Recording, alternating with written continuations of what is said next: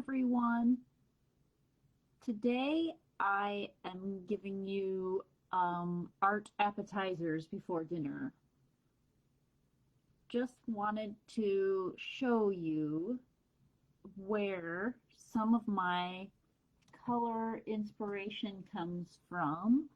The last week or so I've been sharing with you a little bit about some of the lessons I've been teaching my kids when they're home. And I also shared a piece, this piece with you last week, and shared some pictures of it online, and told you that it was inspired by a single flower petal. So today, I went out into my garden just a few minutes ago, and I wanted to show you some of the flower petals where those colors come from. So these are two different types of flowers. These ones here are zinnia flower petals, or I'm sorry, I'm pointing at the wrong one. These are the cosmos flower petals, these little kind of more shell-shaped ones. Those are cosmos flowers. And I just wanted to show you the detail that you can find on these petals. It's probably not super crisp and clear, but maybe enough to give you an idea of how much detail is in them on the front side and the back side. So even within the same type of flower, the cosmos flowers, there's a lot of variation.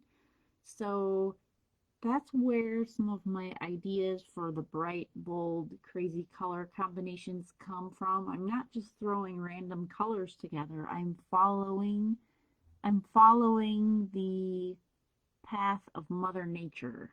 So that's part of my inspirational process, is to look at these colors, examine them, and use them to get ideas.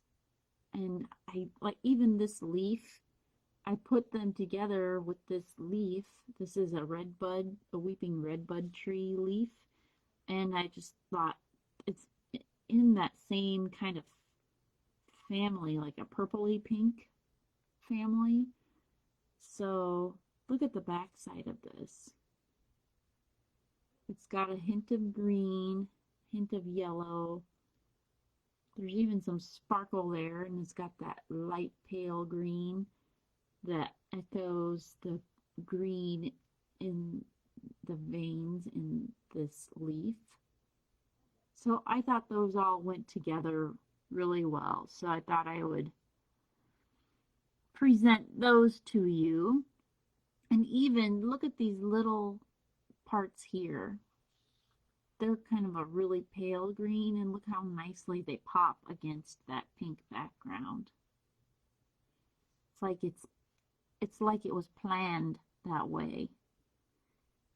So that's one area where my inspiration comes from when I do these crazy color patterns that I've been sharing in that mock-up that I showed you of a painting in a room. Now look at this color. This one is super bright. These are 3 different zinnia flower petals, but can you see the variation of color from one end of the petal all the way out to the tip, how different it is? That's where I get my ideas.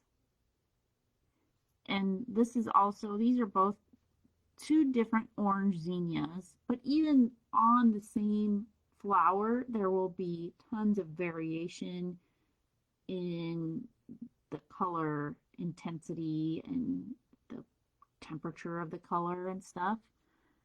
Now this is a geranium a single petal on a geranium. It's so soft. But this coral color is just so, it's like iridescent, and there you can't see it very well on the camera, but there's a darker, deeper red that is the same color of this leaf. This is Fothergilla gardeniae. It's a shrub, and its color is just gorgeous this time of year. So I could easily gain inspiration from just these tiny little pieces of nature, and that's where I would get my color palette from, is just this little tiny piece. I can go out to my garden and look and see what inspires me, and then I can choose those colors for my palette. Look at this one. See the color gradation? How it goes from this bright purpley color down to this more orangey. I don't even know what color that is. I don't know what to call that color. But then the tips here are like this super pale, pale, pale green. And now this leaf, this is the Fothergilla leaf. Look how it's that same pale green on the back side, but then it's got the dark burgundy and orange and green all mixed together. So I just wanted to show you an idea of where my color schemes come from. Most of the time, if they're obnoxious, it's because they came from nature. If they're wild and bright and crazy, it's nature. I'm telling you, look at how nice they stand out against that black background on my Wacom tablet. I just love it. I love the energy and the warmth. I love these oranges. There you go. There's your next palette color for your future living room or something. I don't know. But that's how I get my ideas. Like this one here that I've showed before.